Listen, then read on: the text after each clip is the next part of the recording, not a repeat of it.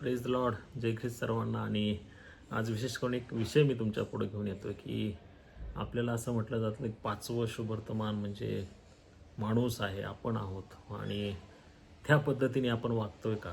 खरी धार्मिकता म्हणजे तरी नेमकं काय? मी सहज साधं सोपं सांगतो, कारण बायबलचे आधार तुम्ही बरेच ऐकलेले आहेत. खरी धार्मिकता, धार्मिक कोणाला म्हणू शकतो आपण? जो इतरांशी चांगला वागतो, चांगला बोलतो, कोणाविषयी कपट ठेवत नाही, कोणाची निंदा करत नाही, कोणाची नालास्ती करत नाही, जो पाण्याच्या प्रवाहाजवळ लावला जातो, स्तोत्रसहित 1 सांगितलं, तो फळ दे. आपण फळ देणारे आहोत का? मला वाटतं यावर विचार करणं आवश्यक आहे. माझ्याद्वारे ख्रिस्त दिसला जातो का? माझ्याद्वारे माझ्या शहरामध्ये, माझ्या एरियामध्ये, माझ्या कॉलनीमध्ये ख्रिस्त दिसला जातो का माझ्या वागण्याद्वारे? हा मोठा प्रश्न आहे. आणि यावर आपण विचार करणं आवश्यक आहे. खरोखरच माझ्याद्वारे ख्रिस्त दिसतोय का? मी कसा वागतोय, मी कसा बोलतोय, मी इतरांशी कसा वागतोय, इतर लोकांमध्ये वावरत असताना माझी वागणूक ही ख्रिस्ताला शोभेल अशी आहे का? यावर विचार करणं आवश्यक आहे. तेव्हा काय होतंय ना, बायबल खूप वाचतो आपण, खूप चांगल्या ठिकाणी मनन पण करतो, खूप संदेश ऐकतो. वेदूवरून अन्य भाषाही ऐकणारी लोक मी ऐकलेत आणि खाली येऊन वाईट बोलणारी लोकही मी ऐकलेत. हे काय होतंय कधी कधी म्हणजे कठीण आहे ह्या सगळ्या गोष्टी. आपण मानव प्राणी आहोत हे नक्की, परंतु त्याबरोबर माझ्या जीवनाद्वारे येशू ख्रिस्त गाजला गेला पाहिजे. माझ्याकडे बघून लोकांनी म्हटलं पाहिजे काय, आपली शान, त्याला म्हणतो ना, क्रूस है मेरा निशान, ते निशान आपलं झालं पाहिजे. यावर आपण काय करतोय, मला वाटतं यावर विचार करणं आवश्यक आहे. आपण ज्या कार्यालयात असो, ज्या ऑफिसेसमध्ये असो, जिथं आपण काम करत असो, त्या ठिकाणी आपला सेवाधर्म दिसला पाहिजे. आपल्या मनात कपट नसलं पाहिजे, इतरांची निंदा करण्याची कोणती मनस्थिती आपली नसली पाहिजे. हे जर आपण करू तर मला वाटतं आपलं 5वं शुभवर्तमान आपण ठरवू. नाहीतर लोक आपल्याकडं बघून त्या ख्रिस्ताकडं बघतील, आपली वाईट वागणूक त्या ख्रिस्ताला भोगायला लावतील. असं काही करू नका. आज काय घडतंय महाराष्ट्रामध्ये, भारतामध्ये, मी तर म्हणतो प्रत्येकाने निमंत्रित करा.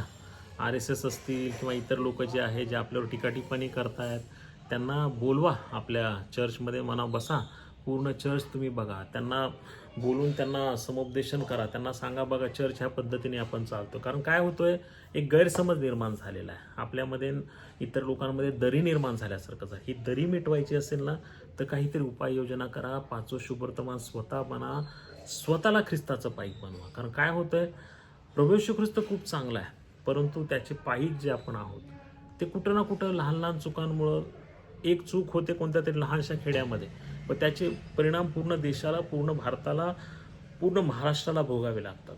ही चूक कोणाची आहे? ही का चूक होते माहिती आहे? अर्धवट बायबलचं ज्ञान, किंवा भेसळ करण्याची काहीतरी वृत्ती, किंवा काहीतरी वेगळंच दाखवण्याची वृत्ती, कोणाची तरी कॉपी करण्याची वृत्ती. अरे त्याला त्याचं दान मिळालंय, तो त्या दानाने काम करतोय, त्याची कॉपी करून देव कसा आशीर्वाद देणार? कॉपी किंवा नक्कल केलेली अक्कल लागती आहे, ती वापरावी लागेल आपल्याला. कोणीतरी करतं तसं कॉपी करून देव नाही पवित्र आत्मा बोलत. का आपण स्वतःची फसवणूक करून घेतोय? हे नाही होणार. एका दिवसात कोणी मोठा सेवक होऊ शकत नाही. त्याला एक काळ जावा लागतो, प्रोसेस जावं लागते. ते देवाकडून तो अभिषेक आपल्याला मिळाला पाहिजे, ते पवित्र आत्म्याचं मार्गदर्शन आपल्याला मिळालं पाहिजे, आणि आपल्याद्वारे 5वं शुभवर्तमान दिसलं पाहिजे, तर उपयोग होईल, तर त्याचा फायदा मला वाटतं होईल. त्यामुळं माझी सगळ्यांना विनंती की आपलं वागणं आपल्या शहरामध्ये, आपल्या प्रिमायसेसमध्ये असं असू द्या की तुमच्याकडे बघून लोकांना वाटावं की अरे मी एकदा तरी चर्चला गेलो पाहिजे, जाऊन बघितलं पाहिजे, ही लोक एवढी चांगली का, की एवढ्या चांगल्या रीतीने सगळं काम करतायत. मला खात्री आहे की आपण नक्कीच चांगलं गोष्टीकडे विचार करू, याच्यावर मनन करू, चिंतन करू, आणि येणाऱ्या दिवसामध्ये चांगलं काहीतरी करण्याचा नक्कीच प्रयत्न करू. पुन्हा एकदा मी सगळ्यांचे आभार मानतो. विचार करा आणि 5वं शुभवर्तमान बना. Thank you very much.